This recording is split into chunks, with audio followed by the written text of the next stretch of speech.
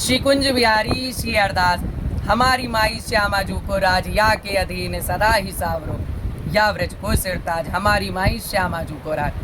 तो चलो प्यारे, आज हम स्वामी जू के जो स्वामी जू ने अष्टादश सिद्धांत के पद लिखे यानी जो 18 पद लिखे, तो पहले पद की व्याख्या को समझते हैं और पहले पद का आनंद लेते हैं। जो ही तुम राखत हो त्यों ही रैयतु है होरी, और तो अचरजे पाए धरो सो तो कहो कौन के पैड भरी। यद्यपि कियो अपनो मन भायो कियो चाहो सो तो कैसे कर सको। जो तुम राखो पकड़ी कैसी हरिदास पिंजरा के जनावर लो, तड़फराए रहो उड़बे को कितो करी काहू। अब देखो भैया, या जो पहलो है या में साफ साफ स्वामी जी कह रहे हैं कि भैया जिस तरीके से हम बोल रहे हैं कि भैया स्वामी जी आप जिस तरीके से, हे स्वामी जी महाराज, हे ठाकुर जी, आप जिस तरीके से मोए रख रहे हो वह तरीके से मैं रह रहा हूँ और वही में ही आनंद ले रहा हूँ। और अगर मैं समझो बात को और तो चर्चा ही ना ही करूँ, मतलब कोई बात की चर्चा ही ना करूँ, जा तरीके से आप मोए रखना चाह रहे मैं वैसे ही रहूँ और आपसे कुछ ना मांगू ना कहूँ, ठीक है।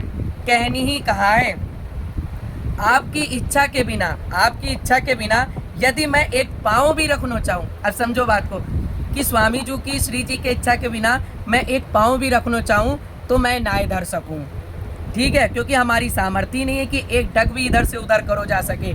इसलिए यद्यपि मैं अपने मन को रुचि के अनुसार करना चाहूँ, परंतु कैसे कर सकूँ, आप अपने हस्त कमल से पकड़ जो राखूँ। अगर मैं अपने मन की करनो भी चाहूँ तो ना कर सकूँ, क्योंकि आपने अपने हस्त कमलों के द्वारा मुझे पकड़ के रखा हुआ है।